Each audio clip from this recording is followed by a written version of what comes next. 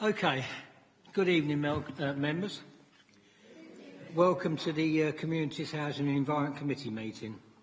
Might I take this opportunity to advise you that we are not expecting the fire alarm to sound tonight, so if it does, please remain seated and Mrs Matthews, to my right here, will assess the situation and give further instructions on the evacuation of the building if appropriate.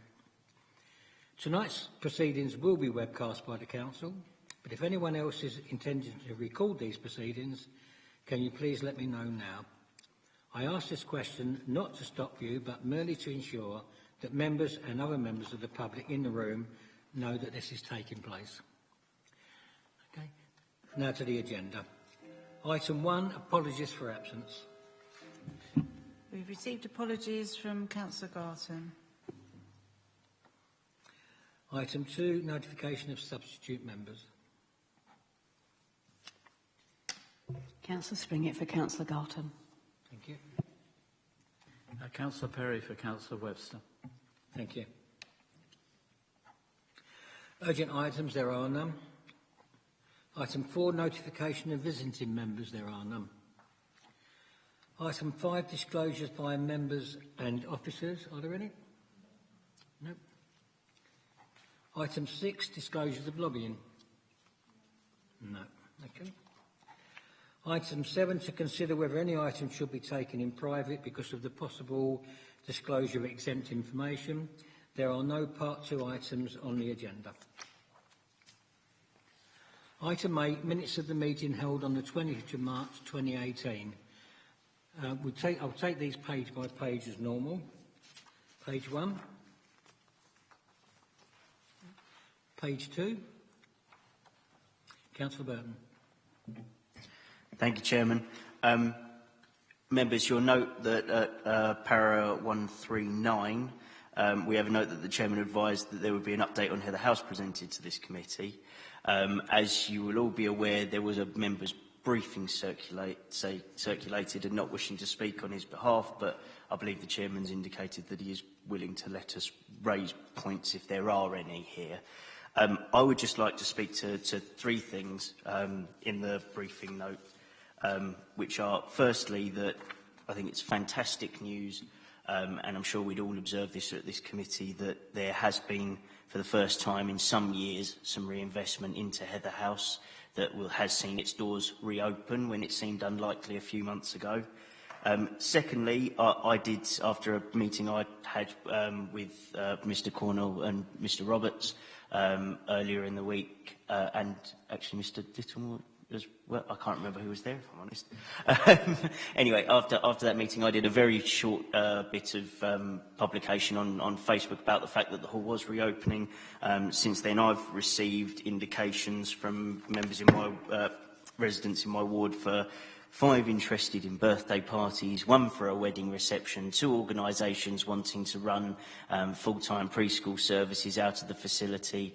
We have a boxing club opening there in the near future, and the services that are temporarily relocating from Maidstone Mosque will be in there. So I hope that in 2 years' time, sincerely, and I hope people around this committee will remember this, that we're not having the same debate to say, well, there's no interest in it, so therefore why don't we mothball the thing?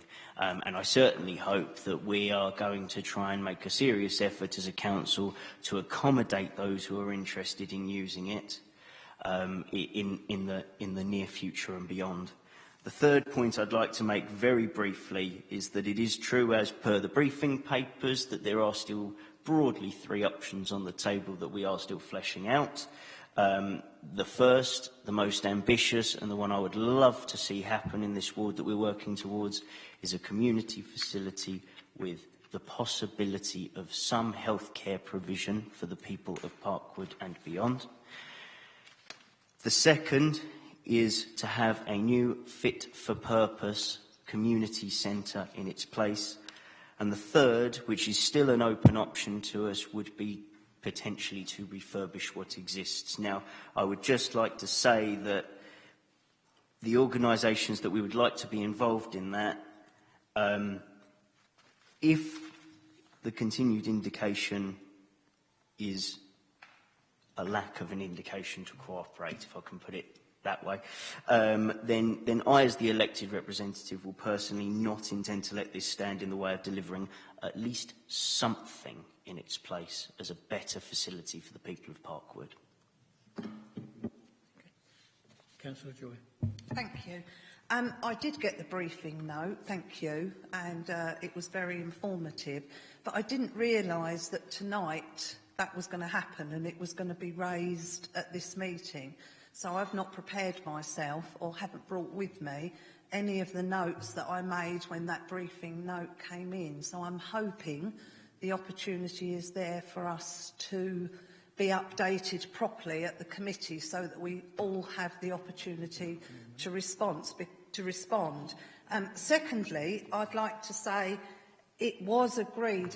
It wasn't just that side. I think it was the whole of us that voted together to move forward with Heather House. And your vision is wonderful, but it's not just Parkwood that would like a vision of the facilities you're asking for. I know I'd like it, probably Mangravit and Bearsted and all the other places, and I think that was the only point that I tried to make at that meeting. But I just want to make it very clear that everybody at this meeting, whether we're subbing or not, have the same agenda, that we wanted this to work. But I just think it would have been nice to have had the opportunity to do it and discuss it properly. So I hope we haven't lost that chance. The first chance we're going to have to actually discuss it will be the next Chi meeting, which isn't till June. So there was just a couple of things that I personally wanted to bring up as well, but that's it. I mean, anyone's welcome to say anything else they wish to say on it. I can just come back and have it minuted that the agreement was, I can't remember how many months it was, 3 months, 6 months, so we haven't kept to what was agreed at that meeting, and I find that quite disappointing, not only for us, but for the people of Parkwood as well, that I'm sure would have appreciated our input on moving things forward. Okay, that's duly minuted then. Councillor Ring. I think I'd like to come in, and Denise is right, there's lots of areas where I wish we could have facilities like that. Maybe we will, maybe we never will. But I think the biggest thing that we've proved tonight, that all of us sitting around the table are very passionate about the build-up of these communities again. And I always think that a hall, a play area, whatever it may be, is the first start of getting communities back into working together. And also with our councils, with the KCC, somewhere or other there's got to be a pinpoint where everybody's welcome, regardless. So I'd just like it noted that we will look forward to the report in whenever that comes, very early in the new year. And I think it just shows that every one of us are all passionate about it. Thank you. Any other questions? No? Okay, members, we'll move on. Anything else on page 2? Page 3? Page 4? Councillor Burton. Yes, Chairman, the second bullet point on page 4, I was just wondering whether there were any update in the recruiting of that post in housing inclusions.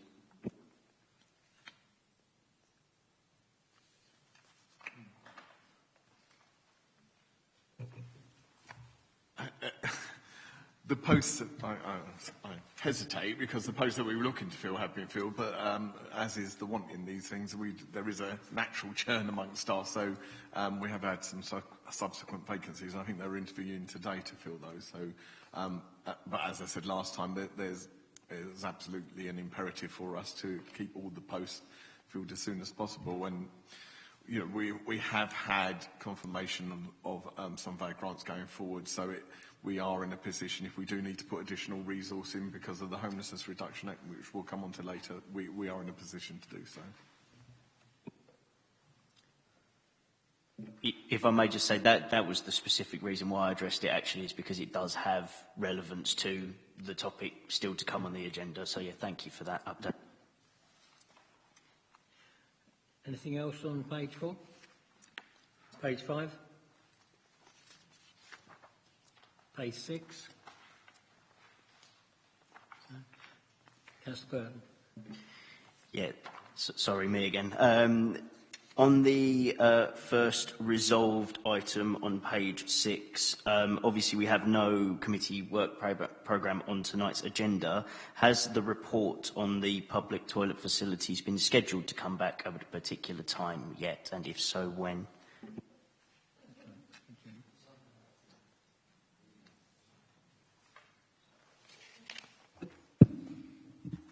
Yes, it is actually scheduled in for July. So we didn't want to go straight for June because I think there's probably quite a few reports pending for then, but July. Okay, Matt. Okay, members, are you happy to accept those minutes and I sign them as a true record? Thank you. Item 9, presentations of petitions. There are none.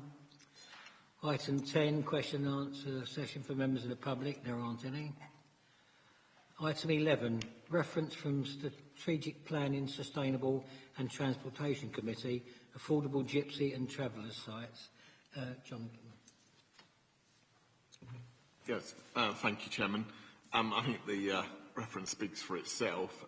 Basically, I'm sure your members will be keen that we work with the Strategic Planning, Sustainability Transportation Committee as this issue is developed.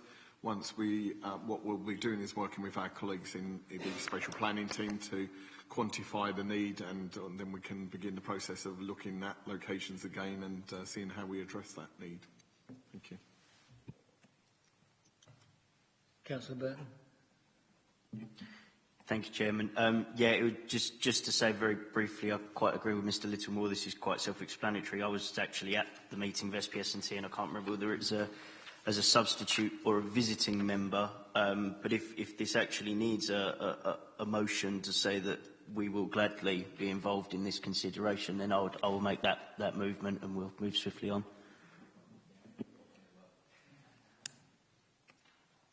Councillor Mortimer. Thank you, Chair. So first of all, I'd just like to say the actual when the local plan review goes ahead, I would personally, and I'm sure I can speak for the members on this side, that this particular item is top of the list and should be one of the things sorting out first, so we can actually move things along with it as well. And regarding recommendations that we've just heard, personally, I don't think the word consideration is enough, and I've actually put some words together here. And I hope you'll accept them. It says that the Council recognises the need to meet its statutory obligation for the provision of gypsy and traveller sites within the borough and ensures that this commitment is explicit in the borough local plan. So basically what I'm saying, I'm sort of obviously expanding the recommendation but making it a bit more robust so it actually says something, because I feel it's a bit loose at the moment. Thank you.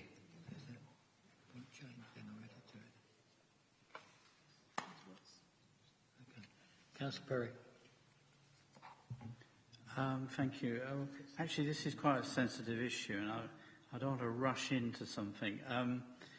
Let me be very clear. The current local plan, we are meeting our targets for gypsy sites.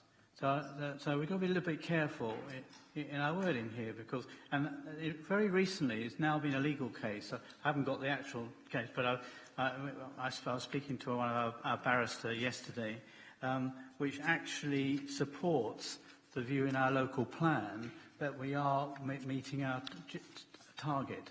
And that is because we have a particular figure which we've achieved for permanent sites, which is allocated in the local plan. And the local plan has made an assumption that over the next, I think, 20 years or whatever it is, the figure, there will be windfall sites. And actually, if you look at the total, it's not such a huge number, actually. So we are meeting, in our current adopted local plan, we are meeting this target. So why on earth are we rediscussing something? So I don't really buy this, actually. And so I'm a little bit concerned because we know this is an incredibly sensitive issue. And there are statements in one of the minutes which I found pretty strange about when it talks about communities being isolated. Well, some gypsy communities are isolated. They do it by choice. Others are not. And in my ward, and I speak personally in my ward, I've got gypsy sites that are within the settled community. They work very well. But we've got other gypsy sites that are outside, and they're much more isolated. So you can't make a statement that gypsy sites are isolated, because they're not always. In fact, the longer term ones actually are within literally pretty well neighbours of mine. So I would not, I just would not accept that. So I think we need a little bit more thought about this, if with due respect. I could live with the current recommendation wording, because that seems to me perfectly acceptable. But I don't want to meddle around with anything more, given that our local plan, our adopted local plan that everybody adopted, supports the gypsy sites and meets our plan targets. Thank you.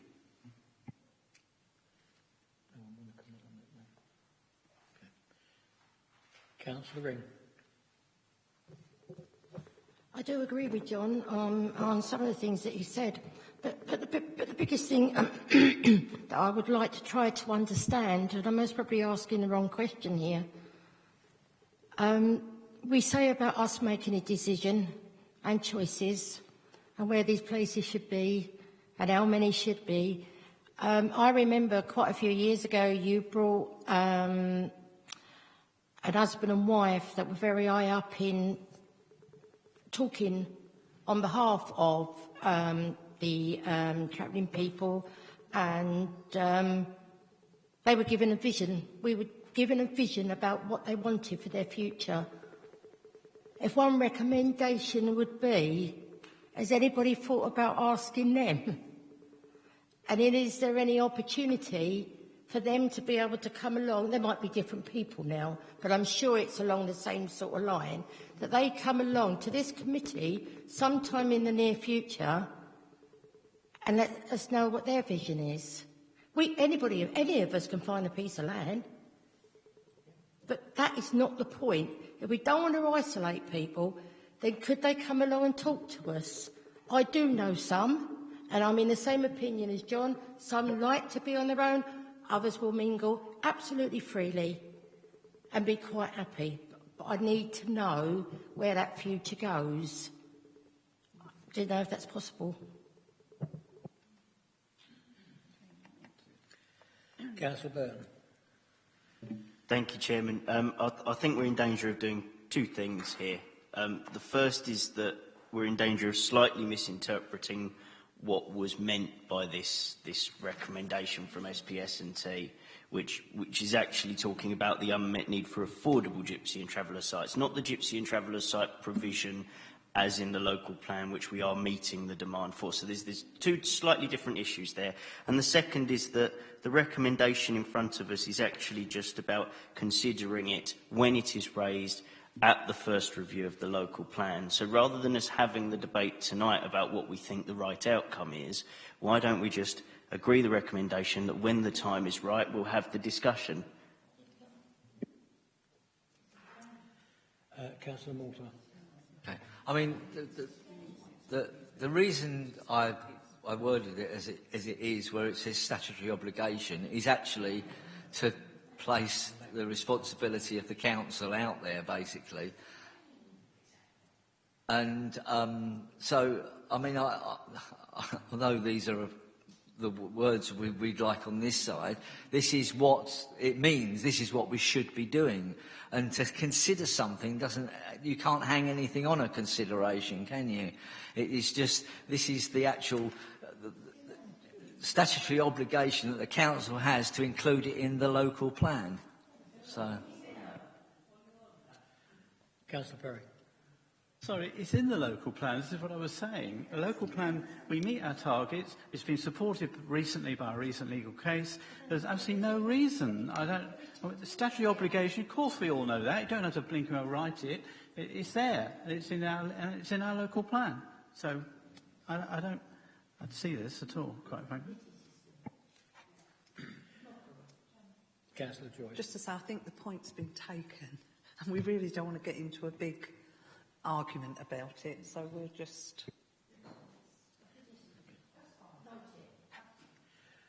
Right, Councillor Mortimer, you had a recommendation to make, yeah? Could you read that out again, please? Most certainly. Thank you, Chair. As far as I'm aware, there's been no seconder to Councillor Mortimer's recommendation, and I actually made a recommendation prior to that. So if there is any seconder to that, then actually it is my motion that should be heard first. Sorry, I'm arguing over nothing, but it's the point. I was just moving as per the papers that we consider the operational housing aspects of the reference.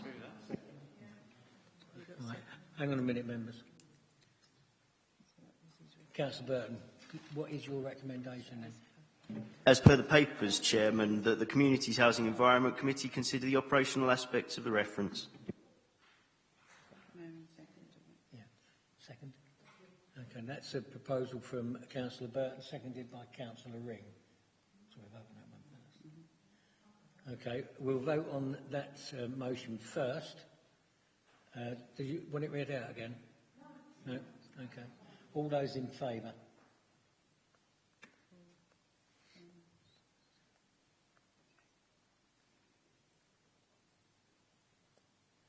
Against? Abstentions? Councillor Bird didn't vote. No. Councillor Bird, you didn't vote at all, no? Is that for or an abstention?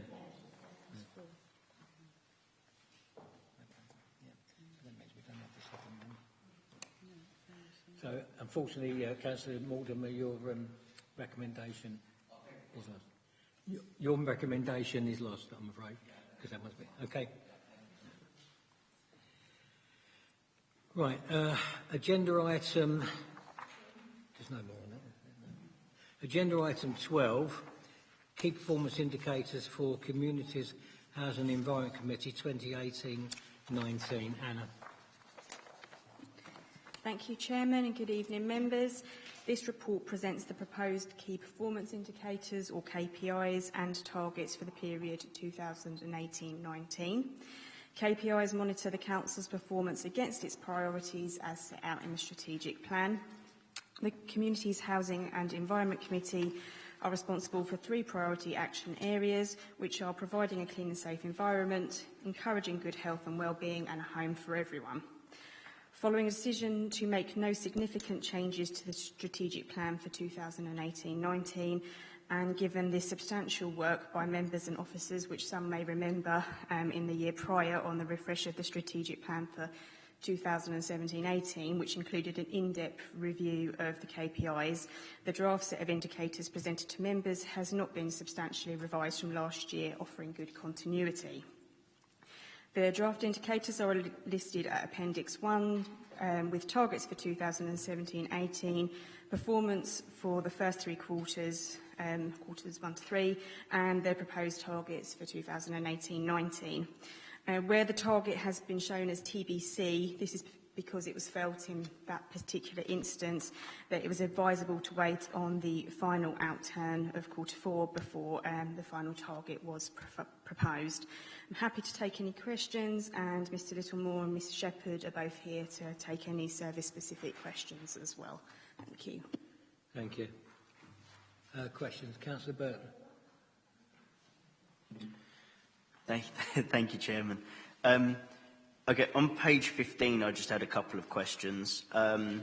The second full parameter down that we're looking at measuring, I was just wondering if somebody could tell me the statistical relevance of the last night of the month, but I didn't quite follow that.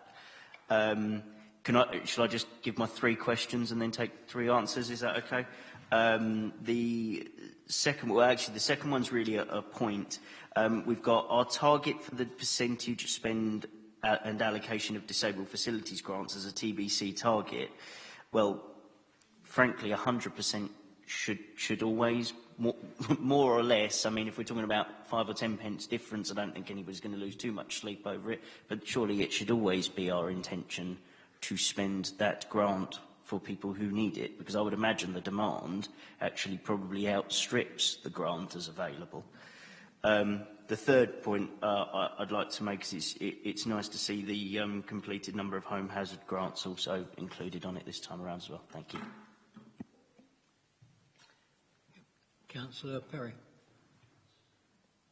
Sorry, can I just clarify? Was that 2 questions and 1 comment? Yeah.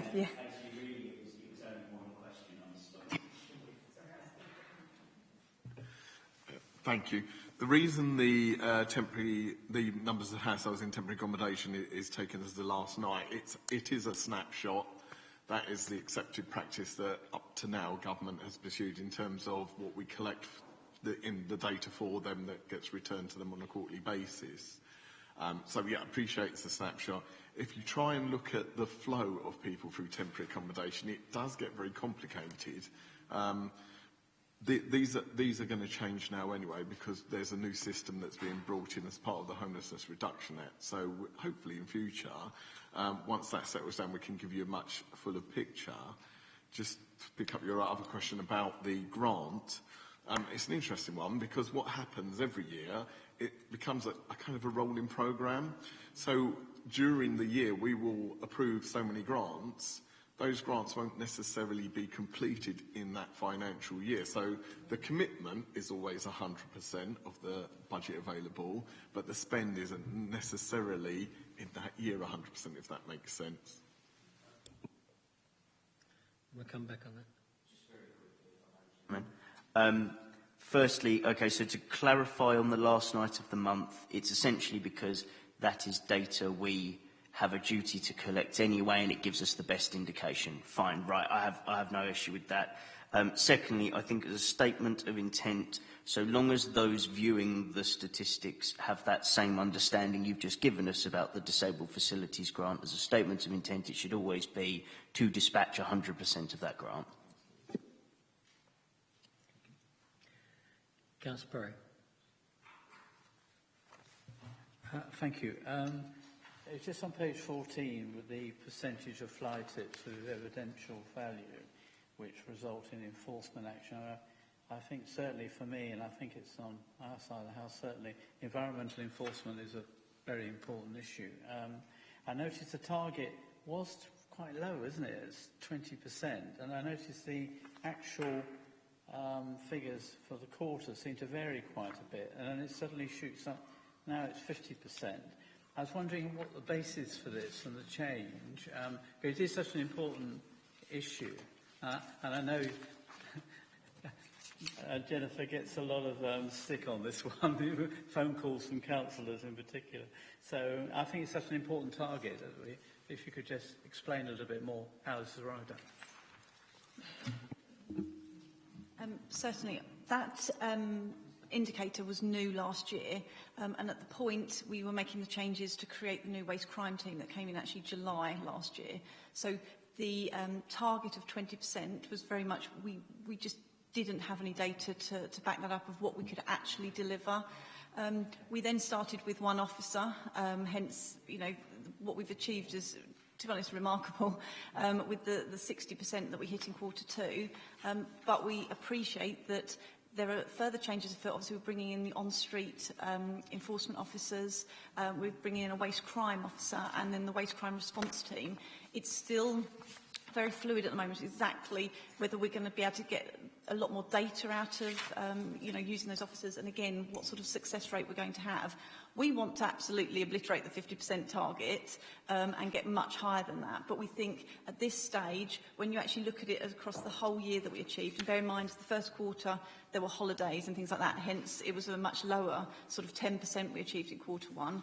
We need to be sure that we're going to actually deliver that 50%. I'm more than happy after a couple of quarters to even review it, if that's even allowed, through the year, because at the moment it is just, it's so new that we don't want to, you know, set our target too high that then we fail on.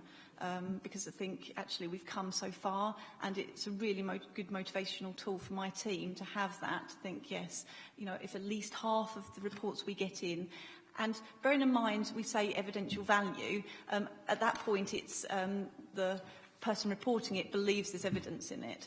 We'd never achieve 100% because unfortunately some of that evidence actually leads nowhere, and sometimes it's not really true evidence. So I think that's where we're at the moment. Thank you. That's a really very good response. And if we could, I mean, if you can sort of update us, I think that would be really, really helpful, because we all know this is a sensitive issue, and it's one that I'm sure drives you mad as well, but it's very, very important. I think it's a very good service, and if we can obviously keep tabs on it a little bit, that helps us as well, so that would be absolutely brilliant. Thanks very much for that. I'll have Councillor Ring next. Right, mine was just basically, I look at all this, and we do all these bits that we'd like to look forward to. There's a lot under the remit of Chi, but it's always the depot and the housing that seems to take all the knocks. Well, firstly, I'd like to say thank you, Jen, to you, and could you kindly thank everybody at the depot.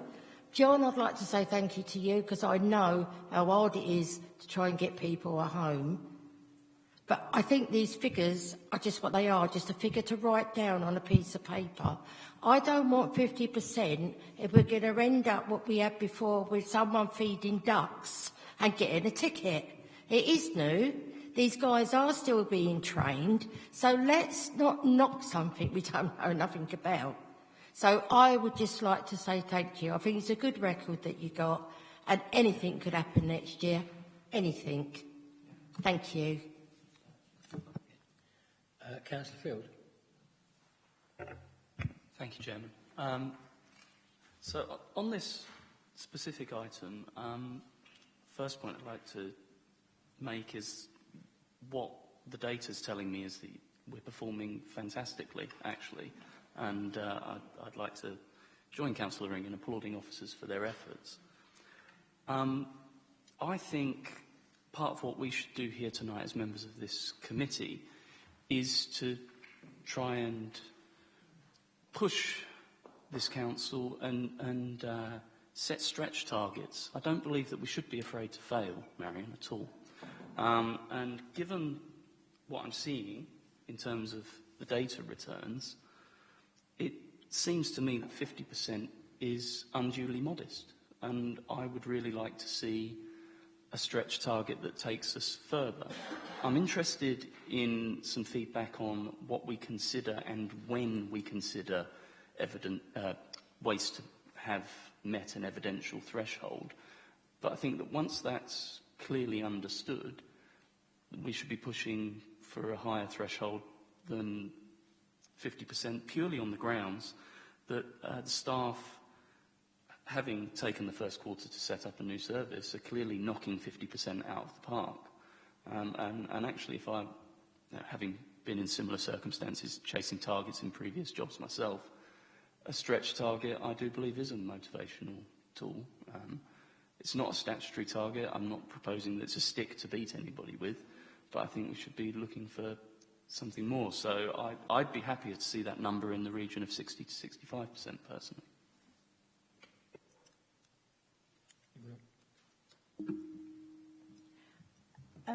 To answer your first point about when it reaches evidential sort of threshold, I think the way we work is whether a resident reports it to our enforcement team that they believe there's evidence there. I think otherwise it could become very subjective as an officer saying, actually, you know, we could have 100% because actually only things that lead us to some sort of action theory have the evidential value that allows us to do our work. So I'd like to retain the point of actually, if a resident has reported it or, you know, somebody has CCTV footage or something that they feel that they want to report that can provide us some indication of where that waste has come from, because usually the evidence is actually not the fly tipper, it is where the waste has originated, and we have to follow that trail and use our powers to gain the evidence to relate to who actually picked it up.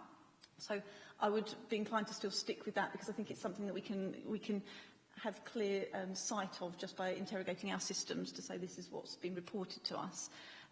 With regard to the target, we can always push it, and I hope with the inclusion of additional officers that we could reach 60-65% by Q3 and 4, which is why I sort of said that's why I was nervous about pitching it now for a whole year, because otherwise to actually reach that for Q1 and Q2 we won't hit 65%, because we're still in that process of, as Councillor Ring said, recruiting, training those members of staff to do the work. I think I certainly would like the team to be achieving 65% by Q3, Q4, but for a whole year's picture, I think we will struggle to achieve that. But I'll take members' views on whether we want to set it on the understanding that if it's not delivered, that it's not a failure if we're still achieving quite a high success rate. If I can come in as well, as the officer that represents these reports, we have been criticised by members previously for setting too stretching targets and for pushing too hard. And whilst I strongly agree with you that we should be stretching targets, what I don't want to do or advise against is us being in a position in a couple of months' time, in Q2, Q3, if things don't work out, where I'm presenting a negative picture to members, and it gets forgotten in the midst of time that we try to be reasonable with the target. Possibly initially we were too negative about how well things would work out, but I just would remind members that we have had the opposite issue previously. Thank you for that. I suppose I take the point from the professional perspective on the evidential thing. I've not got a great deal of experience going through piles of rubbish, apart from putting it in bags on litter picks. So something, in my professional life, I've dealt with this sort of issue before. It seems to me we could adopt a similar process to what I've seen adopted elsewhere in the past. So there is the target and there is the stretch target. So you make, for example, 50% your absolute target, so that is your expectation of the department. However, as a department, your stretch target is 60%, for example. And then really I think it comes down to, in terms of members' interpretation, because there may well be some changes to this committee, how we present that so that we're consistent and clear on the difference between an absolute and a stretch target. I really do believe that this has a positive effect, both in terms of how residents perceive what the council is trying to achieve and potentially for staff, and I think it's worth exploring.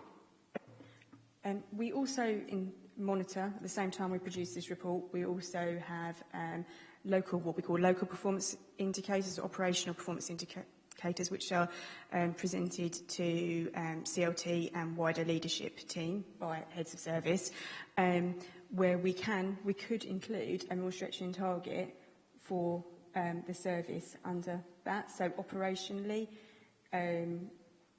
amongst heads of service, wider leadership team, we could look at pushing staff. We have a reward system called Star Performer Awards, where we can nominate, and the team has previously been nominated for that for such good performance. So we could do that and have a stretch target internally, and then for the key performance indicators, we have that, and we can include in because obviously when we produce the reports each quarter, we provide commentary in there for members on each of the performance indicators, and we could talk about that in there. I don't know if that's a possible solution. I think that sounds like more or less exactly what I'm thinking. I think it's really, for the rest of the members of the committee, is that something that collectively we agree that we'd like to see the absolute and stretch target? I think it's great, especially if it links into existing reward scheme strategies that the council has on the officer side of the business. Mr. Cornell. Yeah. Thank you, Chairman. The only thing I'd say is, obviously we don't want to recreate this for all the KPIs, because it starts to turn into a bit of a bureaucracy. But I think the aspiration there is always to better the targets. And, for this one, clearly it's not going to do any harm to have a stretch target, but I don't think we really want to go down that road on a major scale. Councillor Joy. Yeah, I think everything the officers have said have made things very clear. I don't have a problem at all in what Councillor Field proposes if the officers feel it's something we can contribute to. But I just wanted to say the thanks, Councillor Ring, I think comes from the whole committee, because I think we all want to pass on our thanks to everyone that's been working so hard this year. Councillor Perry next. I have slight reservations, and it's rather along the lines that Mr. Cornwell said. I have to say, I've always been a little wary of KPIs, because they can turn into a bureaucracy, and you can put just too much into them. And it depends how you set them. It depends also, there's all sorts of criteria. As I understood it, when you talk about a stretch target, that was more an internal part of your management process, wasn't it? It wasn't really about the reporting process, as I understood it, but I may have misunderstood it. Personally, I think this is not an easy area. It's a very difficult area, because you have to get evidence, you have to search around, you're depending on people reporting it in, and the strength. And I know we've strengthened up the whole enforcement area, and I'm really pleased about that. And I think it should stay strengthened, because I think this is very important. So, but and as Councillor Ring has said, we're still training staff, so you're in this sort of slight transition period. So I would be happy, quite frankly, to stay with the 50% as we've got. I think that's reasonable. As being proposed, we can review it later on, how you're doing. Yes, what we would do. And then we go from there. What I don't want is create more complexity, bureaucracy, changing things. I just don't think that really makes sense. I don't think anybody achieves anything by that. We know this department works well. We've seen it in the past. And you certainly have my thanks, because I think you do a marvellous job. So, so I would say we keep with the 50% for the time being, certainly, as the KPI. I'm very happy with that, and I think that makes sense. I would propose that if it's coming. But I think we're looking at the whole lot, aren't we? So I'm not sure what we're actually proposing here, but I'm happy with that, personally. I think we should stay where we are. Okay, Councillor Ring. Yeah, well, it's basically, I second what John said.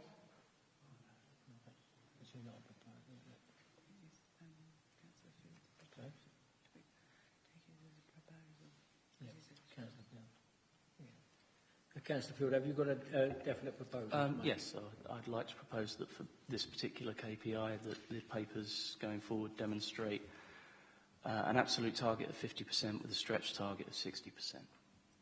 Is there a seconder for that proposal? Councillor Morton. So is that a proposal from that side? Councillor Field said he's first, so we need to vote on that one first. All right, members, we'll take a vote on that one first.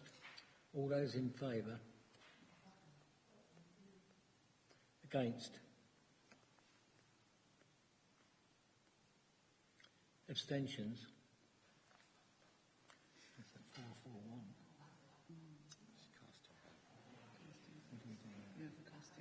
All right. Apparently we have the casting vote, so I vote against it. So now, Councillor Perry. Councillor Perry, you have a proposal now. Councillor Perry, you have a proposal.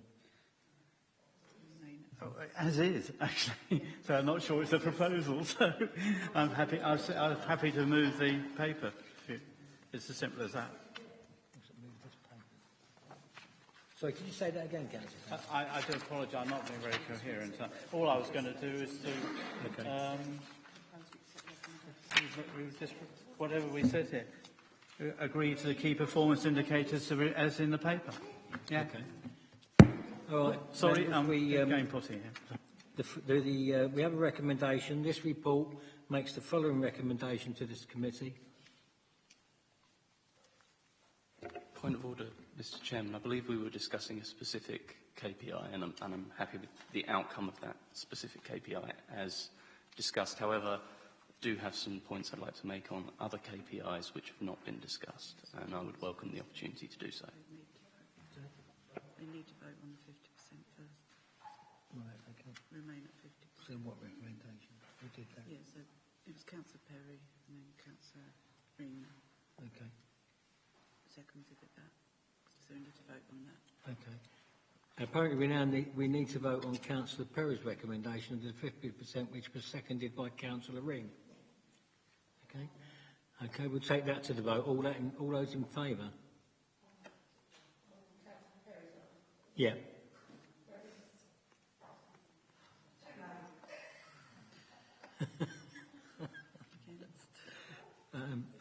I didn't vote, sorry. Did you vote for? All those against?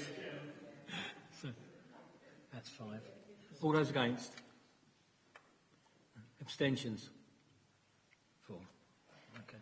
Yeah, that's carried. We've got Carried, more so votes to do. 50%. At the moment. No, not on this item. No. Expenses they got No? No, they now need, they're going through other KPIs because Councillor Field Right. just indicated. So are we going to talk about it? They just got to vote on that. You just need to. Say again. Yeah, okay. Okay, we'll open up to further discussion about any of the other KPIs. Councillor Field.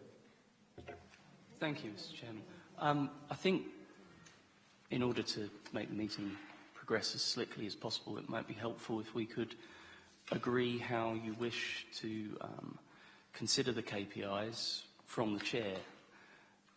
Would you wish to go line by line, or alternatively hear what I have to say on a collection of KPIs and then take it from there? With respect, I think line by line might be a little easier to follow.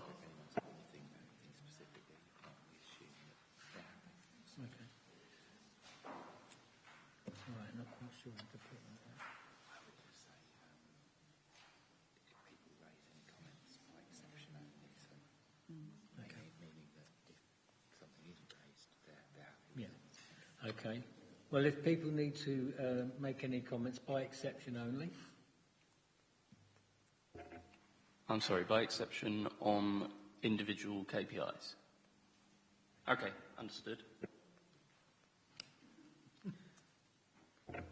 Thank you, Mr. Chairman. So I'd like to draw members' attention to KPI number of litter reports attended to, currently marked as information only.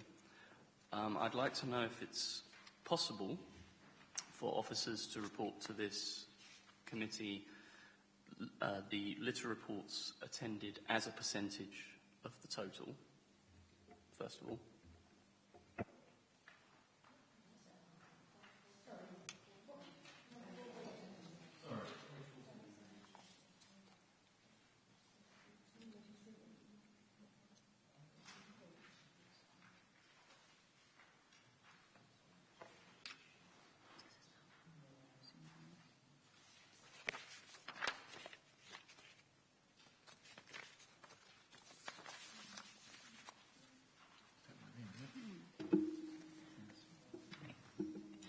Yes, it certainly can.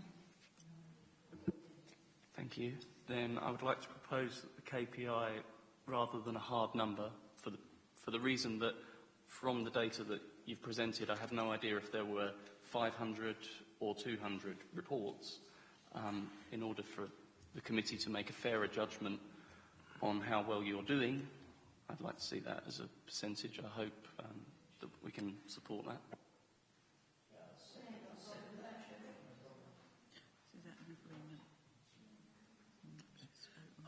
So I've got Councillor Springett first. We need to vote. Oh, you're seconding that motion, sorry. if I may speak briefly as the seconder as well, I think it's important that we underline that unless the number of litter reports attended to is, if the number of reports attended to isn't responded to 100%, then we'd also like some information on the exceptions to that, because to my mind, if a case of litter is reported, we as the council ought to respond. I'm sure it's a very high percentage anyway. I believe the intention of this one, however, was actually to look at where the cleansing levels had fallen below what was acceptable, and therefore what we would attend.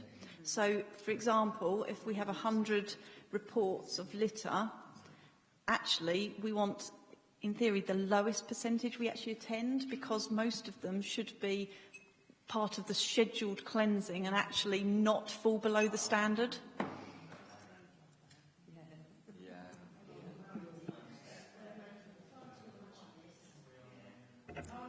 That's very helpful. Thank you. Members, please. In which case, I think it would be useful to set the parameters of what we expect from the percentages. So if I should be looking at a low percentage, that's all I need to know and note in the papers, because obviously the natural assumption is higher percentage is better. But if in the case of this, a lower percentage is actually what I'd like to be seeing, then a simple footnote should cover that and tell the committee what they need to know.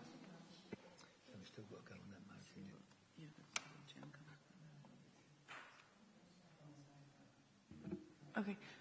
Yep, we can include the expected outcome as part of it, so it will be clear that it's actually the lower figure we're looking for, not a higher figure.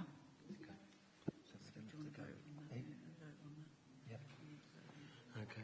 Right, we're going to have to vote on that motion, put by Councillor Field, and seconded by Councillor Burton. By Councillor Burton. Yes, Chair. Councillor Perry.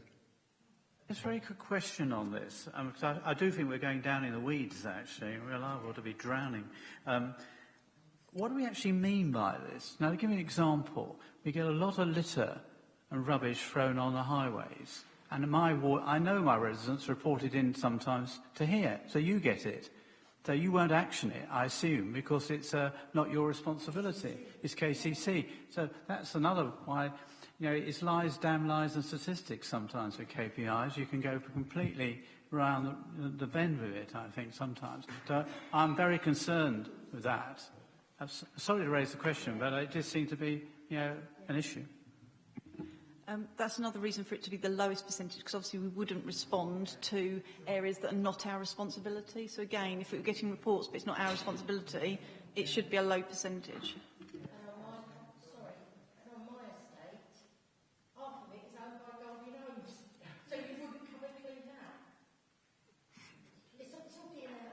Yeah. You chose the KPIs with the chairmen and the deputy chairmen. That's what your jobs are. So why are we sitting here discussing this tonight? I'm going to let Councillor Spring come in because she's been waiting a long time. Thank you. I just wanted to say I appreciate Councillor Bird's enthusiasm, but actually I'm really happy with this report. And I think we're going too deep, and I'm not sure if you're trying to gain brownie points, and I'm very sorry. I think we should accept the recommendation, vote on it, and move on. I think we're just getting too deep into this, and, the figures will tell themselves, the figures will prove themselves in the next report, and I would like to propose that we accept the recommendation and move on. Thank you. Point of order, Mr. Chairman. First of all, there was a motion, and standing orders were declared that would be followed by a vote. Can't declare a second motion before we've had the first motion agreed upon. I'm not looking for a bum fight here, guys. There's really no need for a bum fight. It only needs to take as long as people want it to take. Second of all, the chairman has already declared that we will be going through by exception, and all I am trying to do is to do the job that I was elected to do and have been asked to do in consideration of the papers, which is to make recommendations per my reading of the papers and my understanding of the council's business, which I will continue to do. If you are tired, you can always go home. It's not a problem for me. Okay, members, let's get back on track, please, now. We have a motion before us from Councillor Field, seconded by Councillor Burton, and I'm going to take a vote on that motion. All those in favour? Those against? Abstentions? Okay, that's carried.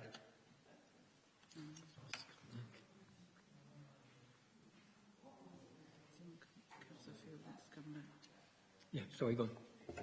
Thank you, Mr. Chairman. Members, if we could move on to under the Home for Everyone section of the report.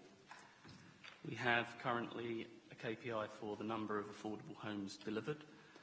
I do think the number is useful and should remain. However, I would also like to see the number as a percentage of affordable homes delivered against the agreed threshold in the Borough Council's local plan, which I believe is 33% for developments that reach the threshold.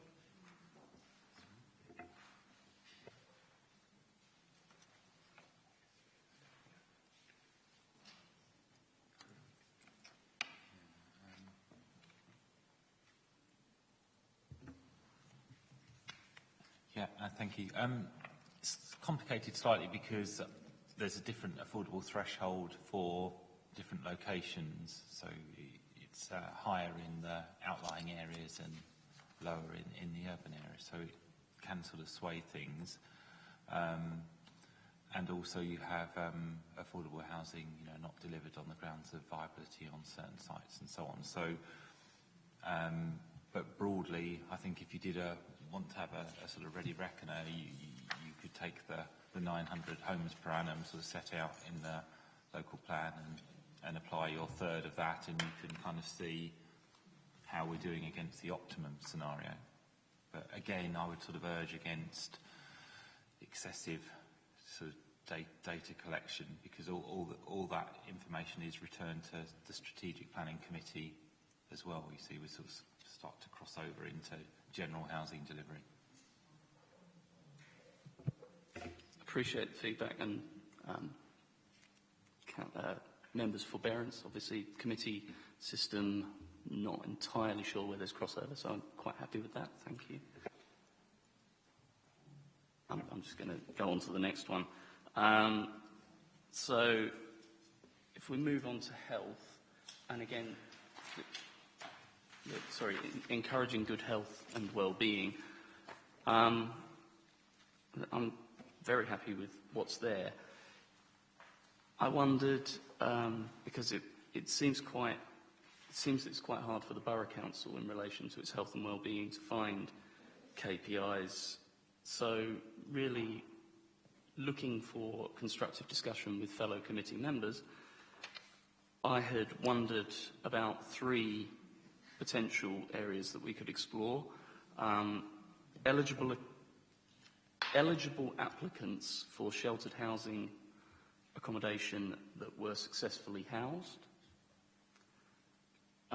The number of onward referrals for applicants requiring supported housing.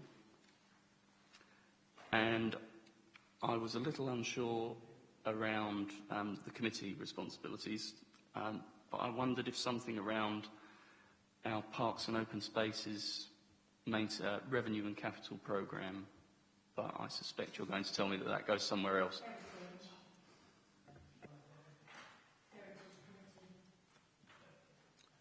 Councillor Burton. Thank you, Chairman.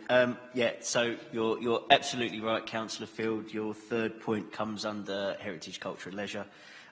Your first point, I would query its validity to this process, because the reason it's, I take your point that actually what we're looking at under health and wellbeing here is very selective, but it's for 2 reasons. I think in the past, in conversations, this committee has alluded to the fact that its greatest impact on health and wellbeing is through the things that we can directly affect within housing, and these are those things that we have direct impact on, not sort of diluted influence through a housing association, but things that we can actually directly do.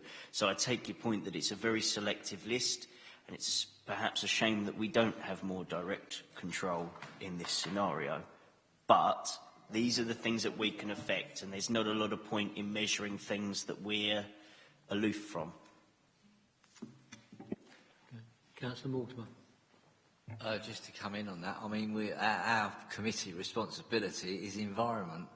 So from a health and well-being point of view, I think we ought to have in that position.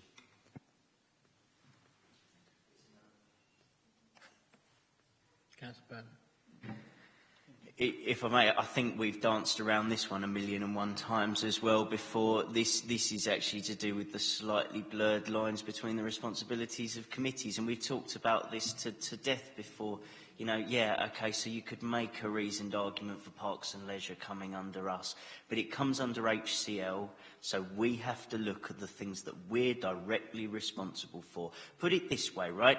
If we didn't like the response, the answer that came back in the KPI that you've suggested on capital spend on Parks and Leisure facilities, we would have no recourse to change it as a committee because we don't define those parts of the budget or those policies.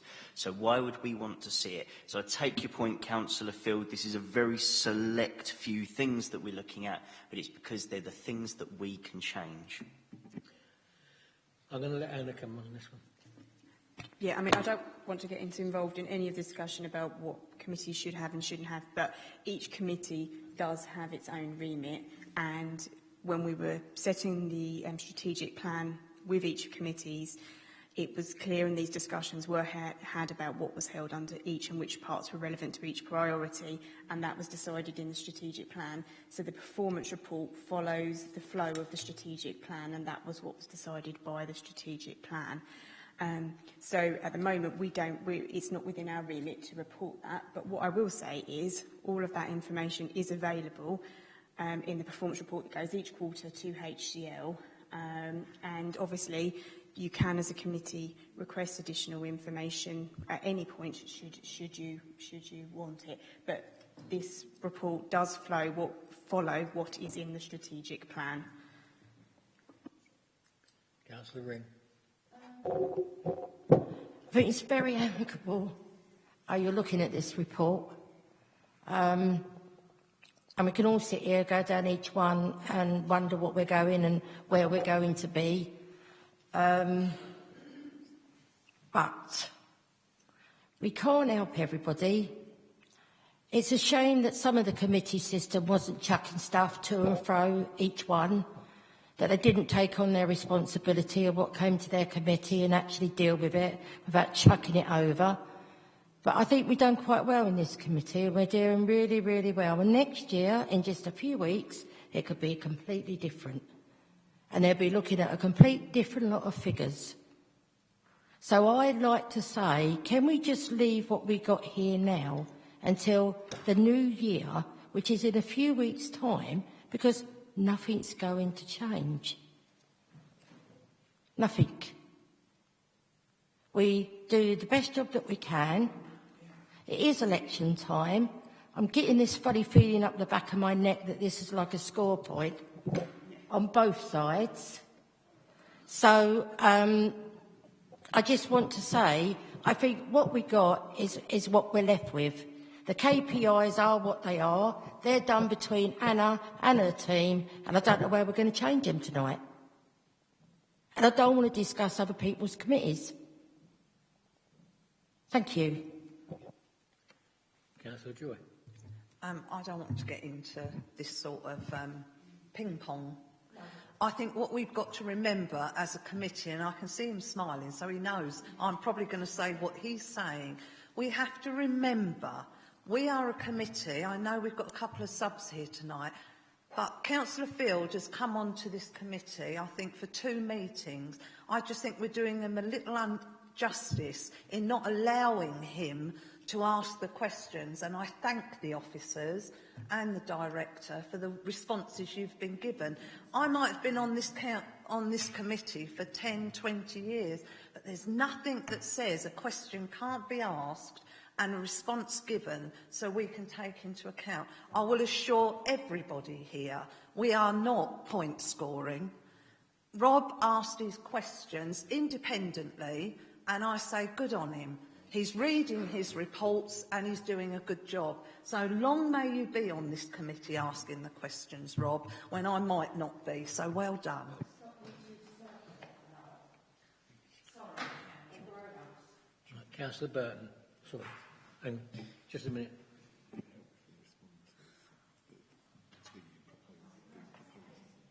What about Bernard's proposal? You want to respond to it? Okay. Thank you, Chairman. I just asked to interject because there were two areas that you specifically asked around. Could we collect them? And the answer is it would be very difficult. The one about sheltered housing, the contracts for sheltered housing provision, which has come from Kent County Council and paid to housing associations and local housing authorities, comes to an end in March. Well, it's come to an end. And so there is a review of that type of housing that is going on amongst those housing associations at the moment. So I don't think it would be practical or necessarily desirable to start measuring how many nominations are successful into that type of accommodation, because it's going to be a changing feast between the landlords, and it won't give you the information you're looking for, basically. The second one about supported housing is that we don't actually make nominations to supported housing accommodation. Our officers will make referrals, but again, they're provided under contracts through Kent County Council. So we can certainly tell you how many referrals we make, but that won't give you the full picture of how many people are accommodated into a supported accommodation. But yeah, I appreciate the sentiment behind the reasons why you want to look at those areas. Thank you. I'm satisfied. Did you want to come back?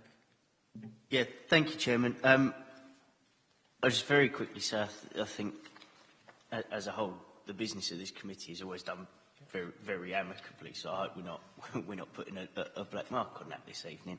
But now that we've had all of the questions aired, I'm assuming, I'd like to just move that we accept the KPIs as they are recommended on the papers, with the 2 amendments that I think have been passed by this committee.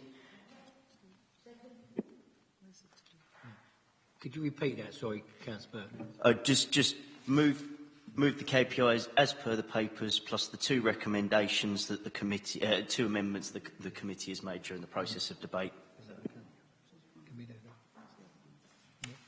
And was that seconded by Councillor Ring, yeah? Yep. Okay. Okay, members, did you get that? I'm not asked for a vote yet. Did you want to talk? Chairman, you've got a proposer and a seconder, but you didn't ask us to vote. No, I'm coming to that. I was just checking that I had it all down correctly. Okay, you've heard the proposal and we have a seconder. All those in favour? No, that's unanimous.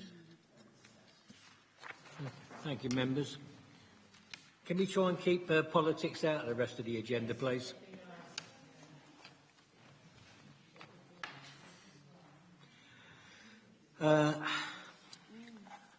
Item 13 on the agenda.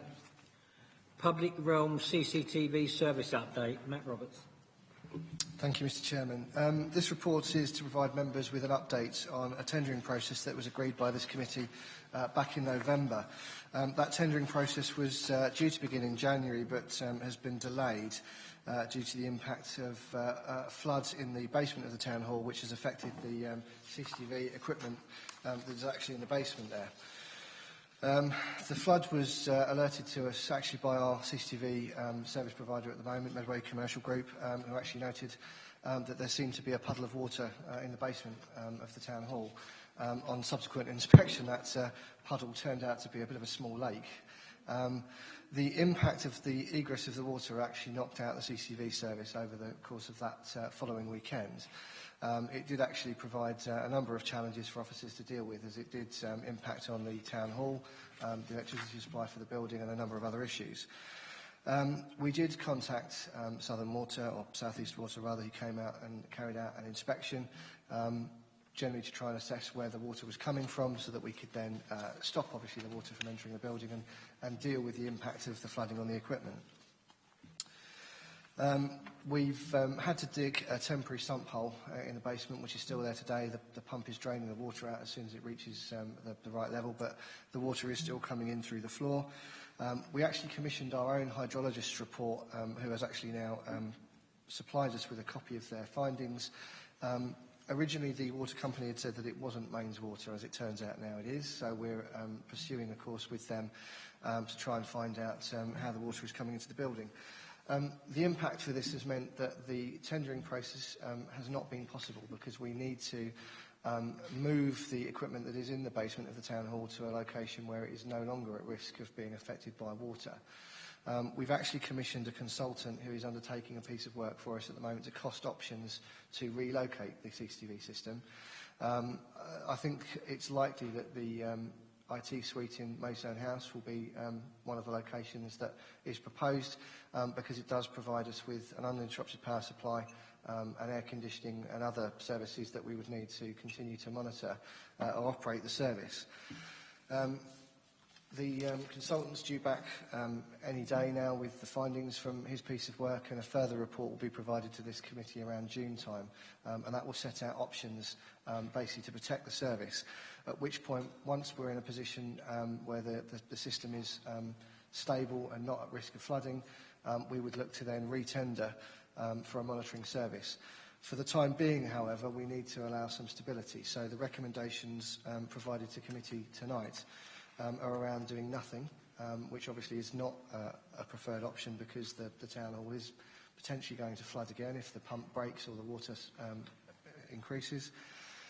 We still have savings to make as part of the medium-term financial strategy, so we go back to an option that was presented to committee in November around entering into a further agreement with Medway Commercial Group for another year, and allowing a shared desk arrangement to be explored, which would provide us with some savings, approximately £75,688 worth of savings, which gets us some way to achieving the savings required by the MTFS. Happy to take questions. Councillor Burton. Thank you, Chairman. I have three questions, and then, depending on what the answer is, I'd like to come back on it. The first is this infrastructure that we would be investing in to be shared between the two authorities? Is the estimated 25,000 cost ours to bear alone, or to be divided between the two authorities? And if the infrastructure is to be shared under some sort of agreement, what roughly would those terms be, such that if, when the review in full comes back, we decide to take a separate option, are we going to be looking at a messy divorce after a very quick marriage? Good questions. I think in terms of shared infrastructure, that's yet to be explored. There would certainly be some potential to look at shared infrastructure, given the shared IT service that we have. But again, I think that needs to be looked into and fleshed out in a recommendation provided to this committee in due course. In terms of the costs of the merged desk, those costs are ours to bear and ours to bear alone. And that is an unfortunate situation that we find ourselves in. In terms of a future shared service, again, until we've actually had the opportunity to explore that, I think it's difficult to say. I think any shared service agreement would be to be for a period of time that works in favour of both organisations. But again, I think that needs to be explored and presented back to this committee in due course. Okay, thank you for your answers. Given that information and the way that this report reads, I don't think that I could actually make an affirmative decision on what we do next. We're being presented because we're in an unfortunate position that nobody could foresee, with two options. Do nothing, which may as well be in big red capital letters, don't do that in the report. And I can understand why. But to only be presented with one other option, which I have to say on the whole isn't ideal or perfectly favourable, you know, bearing the full cost, not having certainty in this room when we make the decision over what that agreement would look like, whether we would share ownership of the infrastructure, etc., etc. There's too much missing from that, and to be presented with do nothing and that's really bad, or do this with your eyes shut, it is concerning. It is genuinely concerning. So, and the other side of this is, I really struggle to believe that no other, in the process of writing this report, no other possible option has been even initially fleshed out, even if it's been thrown aside because there's an issue with it. We're not actually being asked to make a decision here. I feel like we're being asked to rubber stamp something a little bit blindly. Mr Chairman, if I can respond to that. I think whether or not we enter into a shared services agreement with another authority around the recording equipment and its location doesn't really affect whether or not we retender for a monitoring arrangement and obviously the subsequent maintenance of any system further down the line. That's still an option that we can pursue. I think in terms of an alternative option, we could essentially stay with the partnership agreement as it exists at the moment with some minor savings that we make, not enter into a shared desk arrangement, but obviously not make enough of the savings that have been identified by the MTFS. Literally came from a partnership board meeting this morning where we have talked about the financial plan for the current financial year that we're in now, and there could be small savings identified, but obviously it does not go any distance really in terms of the MTFS requirements. Mr. Gordon. Yeah, thank you, Chairman. You know, I do understand what Councillor Burton is saying there, and you know, I haven't been tremendously happy about how we've got to this situation myself. You know, we've been knocked off course by a flood situation, it's a bit out of the ordinary. I think the key thing that we're doing now is finding a better permanent location for the hardware. That's number one. Number two, going through the hardware to see what upgrades are appropriate to do at the same time. And number three, we need to just get on and tender the surveillance service. And personally, I think the do nothing is probably the better option, and we schedule to come back with a fully worked up proposal in the summer. I think we're just going to end up confusing things really if we try to do anything else, and that would be my suggestion this evening. Do you want to come back on that, Councillor? Yeah, absolutely. I think that's eminently sensible. Otherwise, we are going to make a decision that does risk, at the very least, setting the tone for what then comes out of any further report, or may put us into a restrictive position. So I will move option one, the do nothing option for the time being, on the proviso that I mean, I'm not sure when on the committee programme this is due to come back, but on the proviso that we have an update as soon as is possible. And I will just say, and this isn't a party political point, Scott, before I get shut down, but I do remember saying back when we were looking at the MTFS for the first time, and this came up as a conversation, we're running the risk of the tail wagging the dog by setting ourselves a restrictive budget on this without having the forward plan as to what we might do with the service and how we might meet that. We should have started from a position of we've identified some savings, we think there'll be this much. I feel like we did this backwards, and because we've had the unforeseen circumstance of a flood thrown in as well, we're now in a position of rushing decisions. So I move option one, do nothing, but that was the conversation we had some months ago. Thank you. I might also just say on this, I think in a way the flood might have been a slight lucky turn because it's refocused our efforts into that we need to a better solution. You know, we're focusing now on the hardware and the location, and I think ultimately that's going to lead to a more reliable service. So if that's the one positive, anyway. Yeah.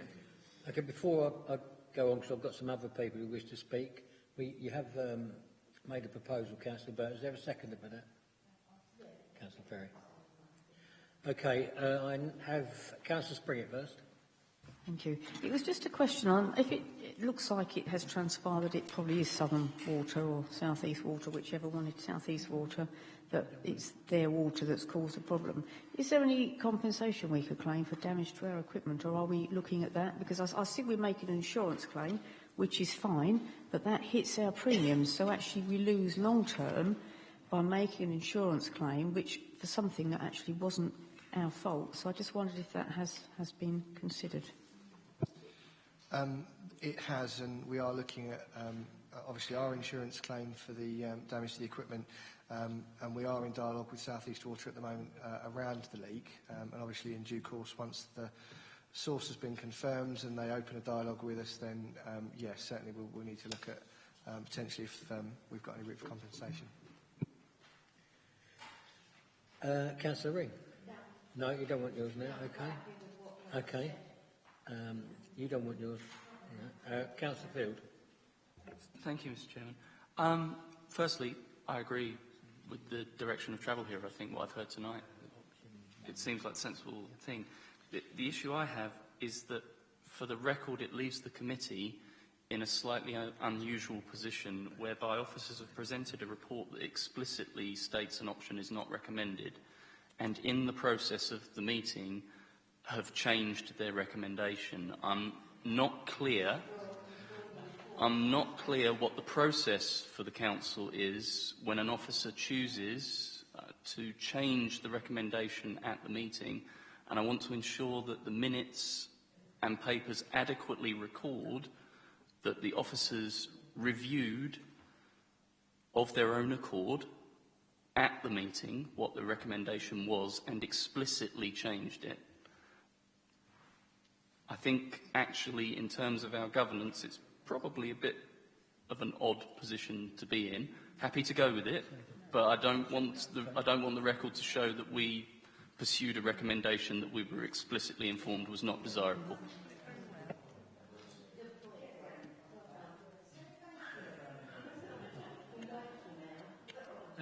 Nobody else wants to speak on this matter? No. Sorry? So do we still go with that? We'll try that, shall we? Yeah. Is it? Yeah. Okay. Try that. So, if you're happy with this recommendation, then, that the committee proposes to take no further action until a report comes back at a later stage? I think I also indicated as well, I mean, it kind of goes without saying, but I think we ought to underline it, that later stage ought to be the earliest stage possible, but... Sorry, just to add to the proposed recommendation, so if you could just read the first line again. That the committee proposes to take no further action following recommendation from officers at the meeting that they wish to revise their original recommendation.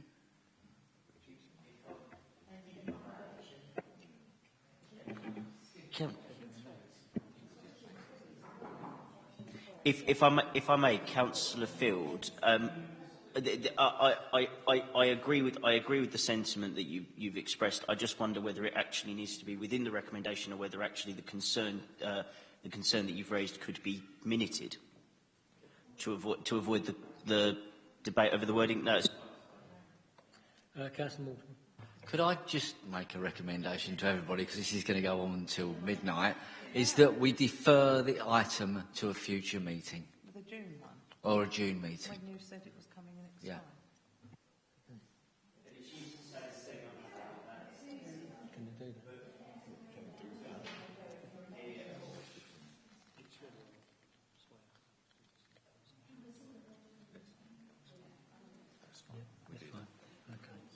just want to read it out again. Sorry. Well, so it's defer the item until June, isn't it? Yeah, defer the item. Yeah. That's all you need to say then. Yeah. Okay, right.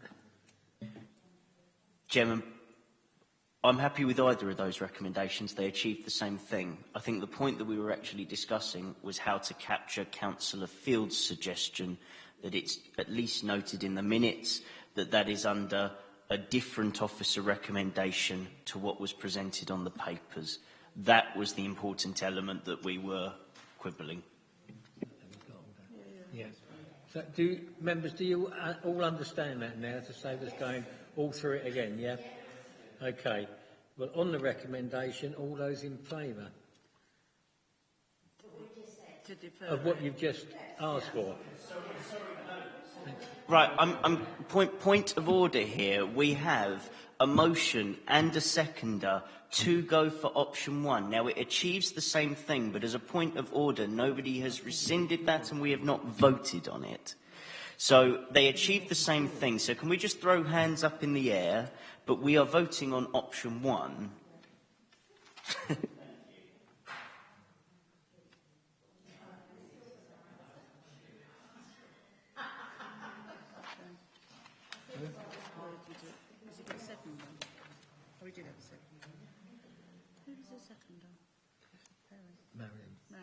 Who seconded it?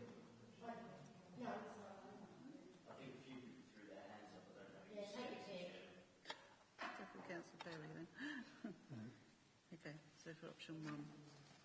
Okay. So the other one, then, we've written all that stuff down, it's not done. So we just got to vote on this one for option one. Do that one first. Okay, the recommendation then that we vote on is to go for option one. All those in favour? Unanimous, thank you. Too much detail. Okay, members, item 14, Housing and Inclusion, Homelessness Reduction Act. John Little. Thank you, Mr. Chairman. Hopefully this will be the least contentious paper on tonight. Famous last words. It's actually a very good news story. It just gives, hopefully, members confidence that this local housing authority took all the right steps to get itself in a good position for the new Act, which is now in place. We are, as you will see from the report, dealing with cases on that. We've been inspected by an officer from the Ministry of Housing, Communities and Local Government. He was very impressed with what we've done. Clearly, he was also impressed not only by the positivity of our staff, but also the cross-party support that we get from elected members on this issue, which he noted, and there's a comment, I think, in paragraph 6.1 that reflects, was an extract from their letter that reflects that. So, yes, it's good overall news, very early days, but the things we put in place seem to have been the right ones, and we'll be bringing back a report probably at 6 months and at 12 months once we've had the new Act has settled in. Thank you, members. I have Councillor Burton first. I threw my hand up early just so you can get me out of the way with, all right? I have two questions, very brief. Paragraph 2.1, I think one of the concerns, we all thought that the Homelessness Reduction Act was going to bring good, positive changes, but we were concerned about the funding implications. Have the government given any indication at this moment in time what the terms of the grant are? And do we need to be giving thought as a committee to what the implications might be, for example, 3 years down the line to our budget? Because that is something we ought to be aware of. And my second question, hopefully slightly easier, is para 3.6, early notification process in the eviction protocol. Will this include a referral from Golding Homes to Maidstone Borough Council of the person being potentially considered for eviction? Because earlier in the report it talks about that duty to that cooperation kicking in after a first court appearance, and I think in the spirit of this it would be really nice if that referral process actually started when the thought first appeared in someone's mind. Thank you, Mr. Chairman. The additional burdens grant is a one-year grant, so we've received that, and that is to basically we've set that aside to enable us to bring forward most of what we've already done. There was the additional flexible homeless grant, I think it's called.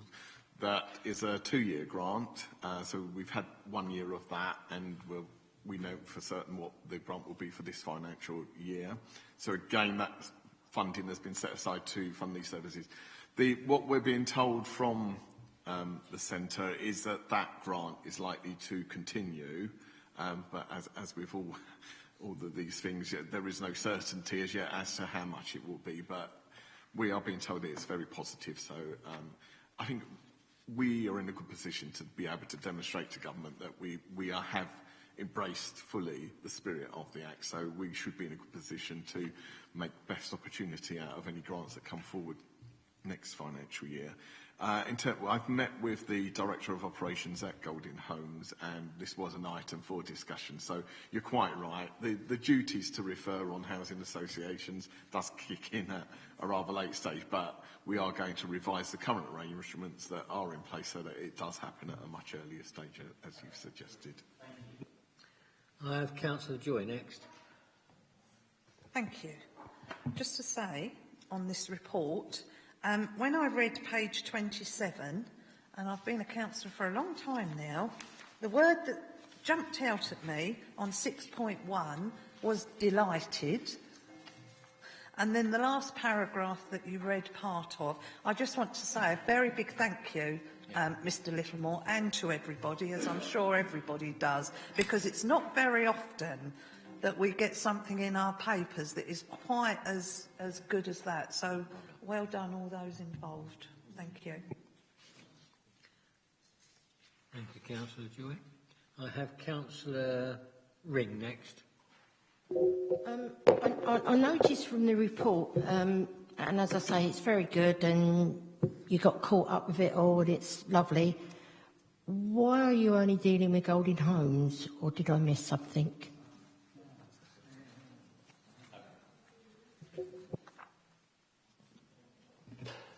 We're not, to just reassure you, it's not just Golding Homes, but they are our largest stockholding, largest social landlord in the area. But we are working, as the report intimates, with private landlords and also mortgage companies where that is the cause of homelessness. So it's not just Golding Homes. Councillor Spring. Thank you. This is just for a bit of information for me. Is this homeless prevention service going to change the advice we give to people that are threatened with eviction?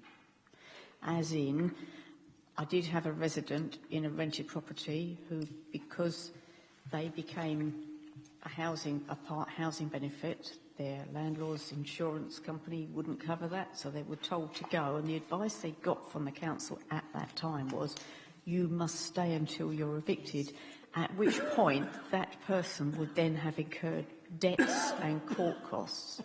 And I think, thankfully, the Housing Department did intervene, but the resident was really, really concerned that the advice she was given was getting her into a worse financial situation. So is this going to lead to a change in that process and that advice?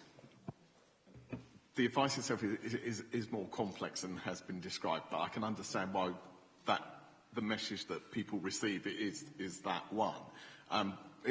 We will still be under a duty to provide people with advice around what their legal rights are as a tenant. And that does include that you don't have to leave the accommodation until a warrant of execution has been obtained. This Act does very much change the position previously. So the issue of the Section 21 notice now triggers all the assistance, whereas it didn't before. So you're quite right, we will be assisting people, and we've amended our allocation scheme now to reflect that, so people can come onto the housing register at a much earlier stage than they could before. So it will fundamentally change that approach. Councillor Field. Thank you, Mr. Chairman. Let's start, just a brief question to Mr. Littlemore. There was a lot of noise around the launch of the Act around the £30 million fund, which, as I understand it, is about rough sleepers. So, firstly, am I right that that's what that was about? And second of all, have you heard from the government department as yet how such a fund is to be applied for? The recent announcement isn't integrated with the HRA because the funding for that had already been announced. I think the government's acknowledged there is has been an increase in the street homelessness, and that's why they've decided to tackle it in one way is with this grant. We are meeting with those representatives this Thursday to discuss how we might be able to access that. That's really heartening to hear. The reason I ask is because I did look into this. I think, well, certainly from my perspective, having lived in the borough for some time now, I've noticed that there does seem to have been a quite significant growth in the number of rough sleepers. Not to disparage what the report covers, which is clearly excellent work in homelessness prevention, and I do understand just how difficult this particular group of individuals is to crack in terms of multiple issues that they may have. But I did have a look around it at what is published by, I think the department is now called Housing, Communities and Local Government, isn't it? So, as I understand it, every borough estimates how many rough sleepers they have, and then that estimate is recorded as a per 1,000 householders figure. So Maidstone reported 41.59, which doesn't sound like a lot. But when you look at comparators across the county of Kent, numbers-wise, we're quite high. Medway 44, Canterbury 36, and Thanet 46. Most others are estimating single-digit numbers or in the low teens. Where this really becomes quite stark, though, taking into account that Medway's the size of 2 boroughs, is when you look at the per 1,000 figures, which puts Maidstone at 0.59. Closest to that is Canterbury with 0.55, but Medway falls down to 0.38. Bear with me, this will bear fruit, I promise. So, really, what I wanted to come to was the South East average is 0.3, the England average is 0.2, and the London average, which I think is very telling, is 0.31. I suspect that, generally speaking, there's an assumption that large numbers of rough sleepers per capita is a metropolitan problem. And I'm really hoping that we can, as a committee, support our officers in driving home how important it is to this council that we get a slice of this funding and an opportunity to try and do something more for these particularly vulnerable residents in the borough who clearly are in need of our help, and we are in a position we are significantly out of kilter with other areas. So I have prepared a brief motion which, if I may, the officers' feedback from discussions with the department on the application process for the fund and explore with appropriate partners the preparation of a bid against the criteria and report progress to the committee.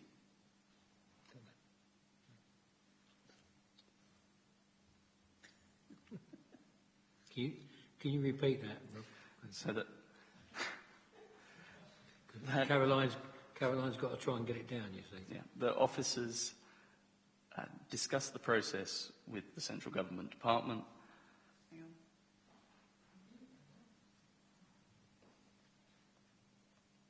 With central government.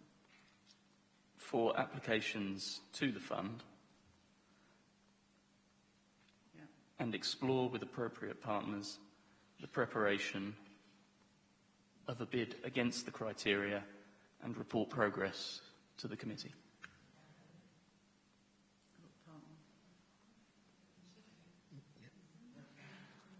And explore the appropriate partners. Explore with appropriate partners the preparation of a bid against the criteria and report progress to the committee. Or this committee, it should say, I would have thought, yeah.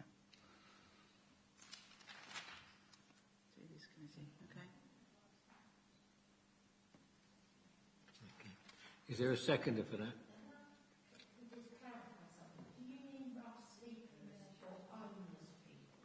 For this specific motion, we're talking about rough sleepers. Yeah. Seconded by Councillor Burton.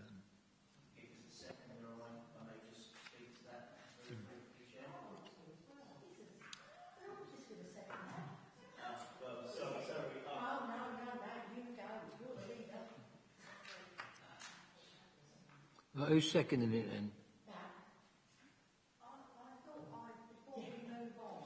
I'd quite like to ask a question of the officers before we go forward with any motions. Can I do that, Chairman? Yeah, but I need a seconder first, okay? We've got a proposal, so I need a seconder for that proposal. In that case, Chairman, I'll second it and reserve my right so that others can ask their questions. There we go. Thank you. There we go. Councillor Joy. Right. Councillor Field gave us some very clear data, but before the motion, and then he put the motion, before I had the opportunity to hear what Mr Livermore might like to say about that, I just wondered if he or someone sitting on that table had a response. Well, please. I was going to ask them that once I got a seconder. Sorry? Okay. Yes. I would say this, that this local authority has never shied away from its responsibilities around reporting and estimating rough sleeper figures. Now, if that means that in our honesty it's slightly higher than other areas, then I'm not ashamed of that. What I would say is that there are certain hotspots in Kent, and as you've just noted, Canterbury and Maidstone have traditionally had a higher rough sleeper population, and some have said that's because there are better services in those areas, and we know it is a fact that a proportion of our rough sleepers are transient. They're not local. So that doesn't stop us from working with those the people that find themselves in that position, and we will continue to do so. But yes, as I say, the figures are what they are. I'm not going to hide away from those. All right, Rob? Yeah? Yeah, I'm very happy with the officer's contribution. I don't think anybody's saying that the numbers are an outrage. I think really this is about this committee throwing its weight behind officers' efforts to make sure that we get a slice of Mr Sadiq Khan's much publicised pie. Okay. Councillor Mortimer. No, I don't need to speak now. Thank you. Sorry? I don't need to speak now. Thank you. Before I go to the vote, did you want to say anything, Councillor Burton? Yeah, but just very briefly seconded it because I support the principle of what you're saying, Councillor Field. I'd just like to ask a question of the Chairman because technically speaking, the motion doesn't refer to the Housing Reduction Act, Homelessness Reduction Act, sorry. So it would have been useful, I believe, for this motion to have come in where we were discussing a committee work programme. And I'm just wondering why that wasn't on our agenda tonight, because that would have been the proper opportunity to raise something in addition that we would have liked to have seen on the committee work programme.